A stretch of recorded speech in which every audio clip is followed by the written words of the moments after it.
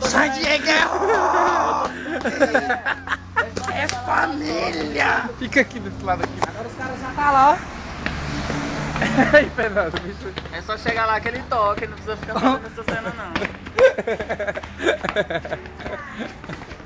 Tá escuro, pô. Família! Cadê, Firmite? Não, tá no mesmo lugar. Eu sei.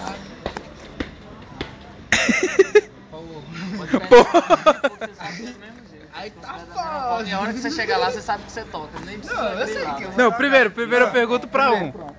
Pergunta pra você. Qual estilo de música vocês estão tocando agora? A gente tá tocando música de boteco, cover de boteco, é isso que a gente tá tocando. Tipo o quê? Capital e Legião, velho. Castanhola. E Castanhola e blém blém blém, do jeito que tiver toca. Você tá ligado? O que é que tem que fazer? Você tá ligado? Daquele jeito que tiver toca. Se eu tiver bêbado, eu toco. Ensaiado, eu toco. Se não tiver ensaiado, a gente tá tocando desse jeito, velho. E nem ensaiando não tá, a gente Agora tá... pergunta pra ele aí, fala aí, por que você tá Agora, chateado, por que sua você tá bicha? chateado?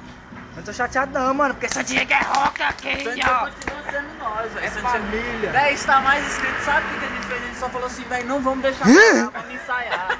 Vamos ensaiar só nós, porque só tem nós aqui. Isso é o combinado, você pode perguntar pro Ô, Matheus. Mochão, te filma aí, viado. Você pode perguntar pro Matheus, a gente só quer O que você tem achado da trairagem aqui, da safadeza da San Diego Rock no sapatinho?